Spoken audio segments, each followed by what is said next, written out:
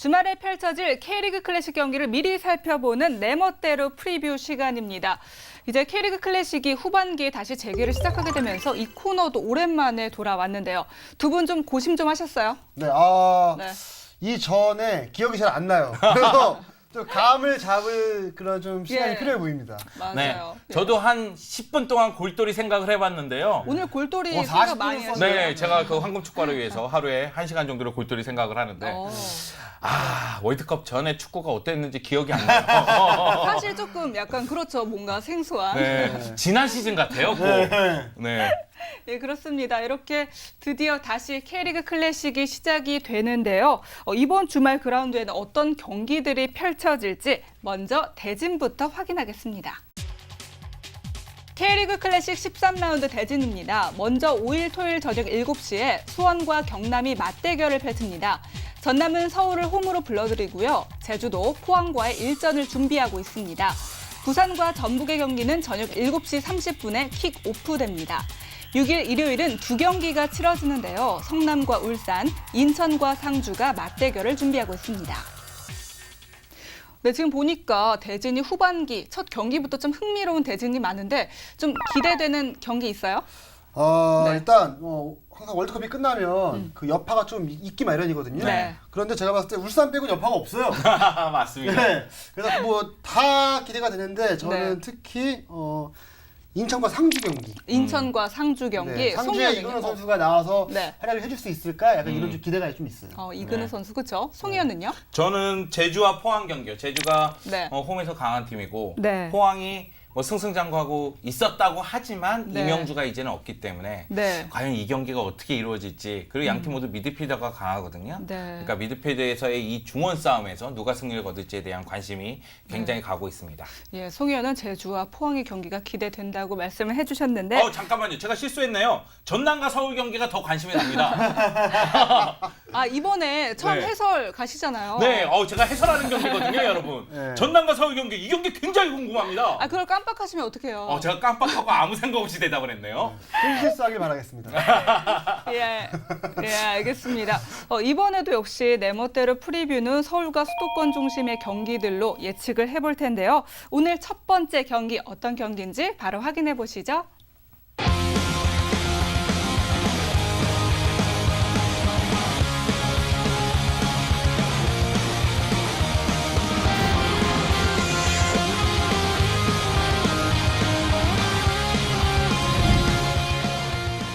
지난 4월에 있었던 맞대결이죠. 두 골씩 주고받으며 승부를 가리지 못했던 수원과 경남.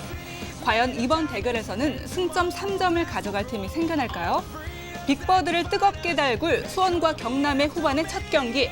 김현애 기자는 수원의 승리를, 송희연도 수원의 승리를 선택했습니다. 네, 경남 선수단은 저 얘기를 들어보니까 천안에서 지옥 훈련을 했다고 하는데 네. 두 분 모두 수원의 승리를 예측했어요. 네, 수원도 지옥 훈련을 했겠죠. 그랬겠죠? 네, 예. 그리고 수원은 한 가지 지금 단점이라고 한다면 정성용 선수가 워낙 그 컨디션이 떨어져서 네. 그런 부분들에 좀 걱정이 있긴 한데 네. 반대로 이제 경남은 오히려 더 그 골문은 강하거든요. 김영광 네. 선수가 있기 때문에. 네. 그런데 이 두 팀의 객관적인 그 공격력을 놓고 봤을 때 조금 더 다양한 선수, 뭐 정대세라든지 뭐 서정진 이런 선수들이 이제 그 공격에 가담하는 수원의 좀 경기력이 훨씬 더 낫지 않을까 생각합니다. 네, 저도 송이현. 같은 측면이에요. 네. 일단은 전반기의 맞대결에서 경남이 거의 승리한 경기를 수원의 이제 백이종 선수가 활약을 하면서 2대2 무승부로 막을 내리지 않았습니까? 네. 막판 뒷심이 수원이 굉장히 대단했는데 그 기억을 그대로 갖고 가고 그 수원이 홈에서 강하다는 점 네. 그리고 수원의 공격 쪽에서는 다양한 조합이 가능하다. 네. 정대세 산토스, 뭐 서정진, 백이종, 네. 염기훈까지. 네. 그렇기 때문에 수원의 승리를 예상했습니다. 네, 지금 수원이 전반기에 이제 리그 6위로 마감을 했는데요. 전북 2위와 승점 차가 단 2점 차밖에 나지 않는다고 해요. 그렇게 되면은 이번 하반기에 좀 첫 단추를 잘 꿰매면 리그 우승까지 좀 점쳐볼 수도 있지 않을까요? 그러니까 수원 같은 경우는 네. 항상 이제 리그 우승을 노려야 되는 그런 레벨의 팀이거든요. 네네. 그래서 지금까지도 뭐 경기력이 좋았다 안 좋았다 이런 것들이 좀 반복하고 있었지만 네. 결국 이제 차근차근 승점을 쌓고 있기 때문에 네. 후반기 들어서 이제 충분히 도약의 발판을 마련할 수 있을 것 같고 네.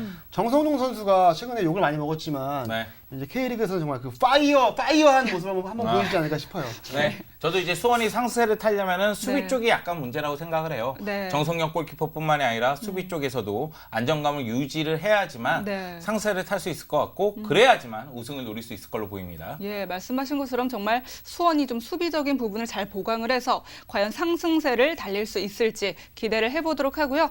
내 멋대로 프리뷰 두 번째 경기 확인하겠습니다.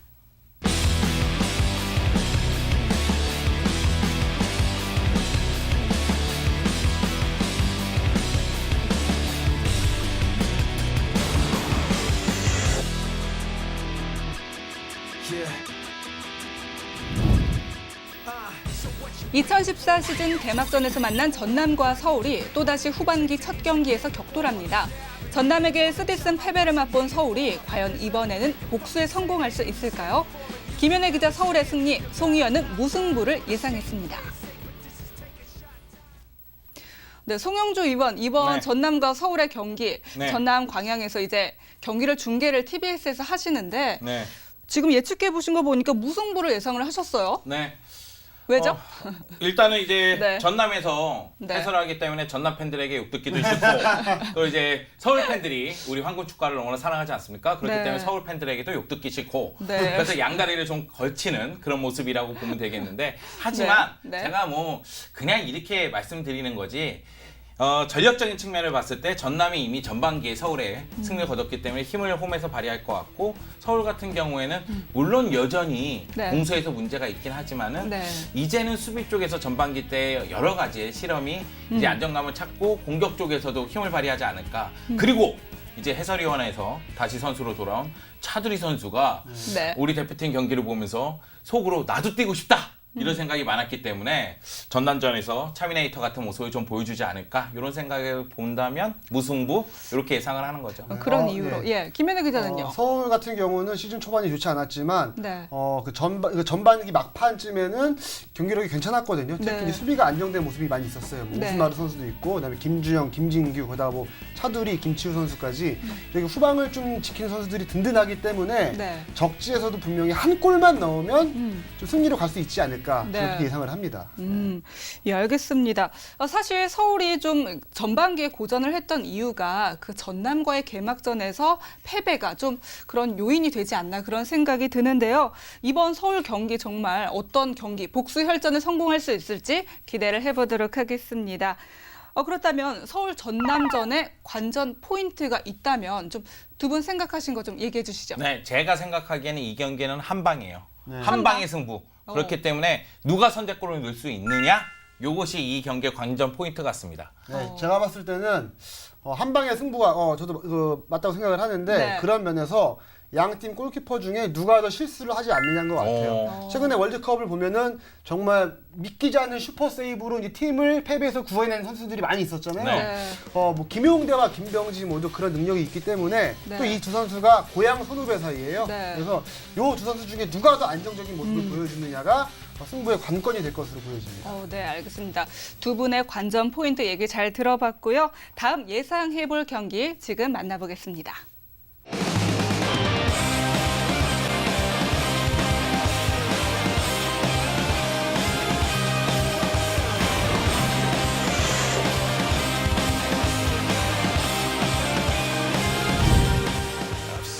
이상윤 감독 대행 아래 호쾌한 변화가 기대되는 성남.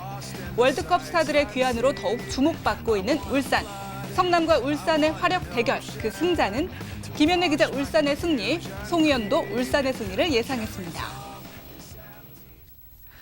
네, 뭐 김신욱, 이용, 또 김승규 선수까지 이 월드컵 3인방이 이번 경기에 나설 수 있을지 좀 궁금해요. 그거는 뭐 감독 마음이겠지만 네. 제가 봤을 때는 뭐 이용 선수는 좀 힘들 수도 있어요. 왜냐하면은 월드컵에서 3경기를 다 풀타임 뛰었기 때문에 네. 체력적으로 약간 부담이 있을 수도 그쵸, 있지만 부담이 되죠. 김신욱 선수나 김승규 선수는 충분히 체력이 좀 남아 있을 것 같거든요. 그래서 이런 선수들이 활약을 할 것으로 예상이 되기 때문에 네.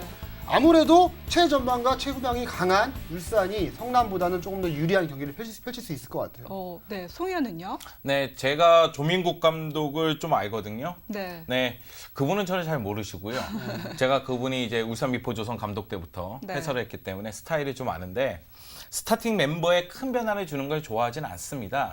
그렇기 때문에 저희가 얘기하는 김신욱, 이용, 김승교 골키퍼 모두 선발 출전할 거라고 저는 예상을 하고 있고요. 네. 그렇다면은 역시 울산은 제 힘을 발휘할 가능성이 크다. 다만 이제 성남 같은 경우에도 수비력은 무시할 수 없기 때문에 네. 울산이 고전할 수는 있다. 하지만 저는 김신욱 선수가 골을 넣을 거라고 생각을 합니다. 왜냐하면 네. 월드컵 때 울분이 있거든요. 네. 그 울분의 슛 보여주면서 골을 기록하면서 울산이 승리하지 않을까 네. 생각을 하고 있습니다. 예, 그렇습니다. 과연 이 월드컵 3인방이 경기에서 어떤 활약을 보여줄지 경기 좀 지켜보도록 하고요. 네, 오랜만에 선보이는 내 멋대로 프리뷰 마지막 경기입니다. 어떤 경기인지 지금 확인해 보시죠.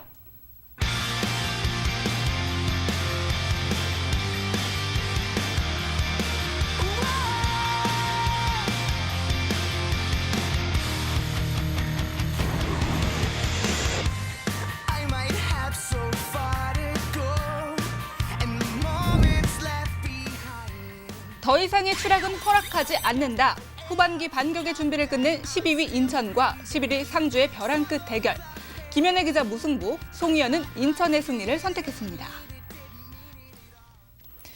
네, 인천으로서는 지금 이 경기가 최하위를 벗어날 수 있는 경기이기도 한데요. 먼저 김 기자는 무승부를 선택을 했네요. 네. 네. 저는 뭐 지난 시즌에 가장 인천의 팬이었어요. 인천의 경기력을 보면서 네. 이 팀이 아시아 챔피언스 리그까지 나갈 수도 있겠구나라고 기대를 네. 많이 했었는데 네. 그 이후에 이제 전력 누수가 굉장히 많았거든요. 이제 부상 선수도 많았고 특히 이제 뭐 김남일 선수, 이제 한교원 선수가 팀을 떠났기 때문에 굉장히 좀 그 힘든 시즌을 지금 보내고 있습니다. 네. 그런데 뭐 최근 들어서 이제 디오고 선수를 영입하면서 공격진을 강화를 했지만 네. 아직까지는 그렇게 파괴력을 보여줄 만한 좀 믿음은 좀 없는 게 사실이거든요. 네네. 그래서 뭐 지금 뭐 후반기 대도약을 노리고 있긴 하지만 아직까지 그 뭐 승리를 거두기에는 좀 무리가 있어 보여요. 아직까지는 좀 파괴력이 그렇게 네. 보이지는 않는다. 네. 예, 그럼 송희연은요? 저는 그 후반기에 인천을 예상하지 못하겠어요. 그러니까 전반기에 예상한 것이 네. 저는 인천이 성적이 너무나 안 좋았다고 생각하거든요. 그러니까 실력에 비해서 그렇죠. 성적이 네. 안 나왔다고 생각하는데 네, 네. 일정 기간 휴식을 취했고 그리고 디오고 선수를 비롯해서 이제 영입이 있었고 여기 네. 이제 월드컵 스타들이 어느 정도 정신 문약을 다시 했을 것 같고 그렇다면 인천이 힘을 발휘하지 않을까 이런 예상이 가능하기 때문에 인천의 승리를 했거든요. 네. 제 예상으로는 예능 프로그램에서 네. 못 넣은 프리킥을 이천 선수가 상주전에서 넣지 않을까 생각을 합니다. 괜찮은데요? 네. 예. 이천 선수가 넣어라 하면 못 넣는데요. 막으려고 하면 넣더라고요. 네. 그리고 정말 이천수 선수가 넣고 나서 이근호 선수가 울분에 또 슈팅을 하나 기록하지 않을까. 그러면서 거수 경례 세레머니를 다시 네, 그래서 한번. 1대1로 무승부로 끝나죠. 아직 월드컵의 여운이 남아 계신 것 같아요. 예. 네. 또 뭐 인천과 이제 대결을 펼치는 상주 상무 같은 경우는 보면은 이근호 선수의 이제 참 그 기량이 기대가 되는데 상무 소속으로 9월밖에 뛰지 못하잖아요. 그렇게 보면은 상무 입장에서는 이근호 선수가 뛸 때 좀 많은 득점을 해줘야 되지 않나 그런 생각을 많이 갖고 있을 것 같아요. 네, 그래서 예전에 제가 그 조인성 씨를 보면서 네. 조인성이요? 네, 저 사람은 참 군대 생활을 오래 하는 것 같다. 그런 생각 좀 아. 했었거든요. 근데 왜요? 제가 보기에 네. 너무 제대로 안 하는 것처럼 길게 느껴졌는데 뭐야? 이근호 선수도 마찬가지예요. 아직까지 군인이구나. 굉장히 좀 이 군살이 긴 것 같은데 네. 이제 9월 16일에 제대를 하거든요. 네. 얼마 안 남았습니다. 네. 그렇기 때문에 마지막에 그 톤을 좀 이 팀에서 발휘하겠지만 그래도 본인의 좀 의사와는 상관없이 좀 집중력이 흩어지는 가능성도 있어요. 그래서 네. 앞으로 이제 그 상주에서는 이근호를 어떻게 좀 이렇게 그 동기부여를 시켜줄 것인가 이런 걸 많이 좀 고민을 해야 될 것 같아요. 네. 예, 얘기 잘 들었습니다. 네, 이렇게 해서 오는 주말에 열리는 K리그 클래식 13라운드 경기를 미리 좀 예측을 해봤는데요. 전반기보다 좀 더 화끈하고 재밌는 경기를 좀 보여줬으면 좋겠습니다. 네, 이렇게 해서 내 멋대로 프리뷰 오늘 최종 예측 결과를 다시 한번 짚어드리겠습니다. 황금축구와 K리그 클래식 13라운드 최종 예측 결과입니다. 수원과 경남의 경기는 두 분 모두 수원의 승리를, 전남과 서울의 맞대결은 김현애 기자 서울의 승리, 송희연은 무승부를 예측했네요. 성남과 울산의 대결에서 김 기자 송희연 울산의 승리를, 마지막 인천과 상주전에서는 김현애 기자 무승부, 송희연은 인천의 승리를 점쳤습니다.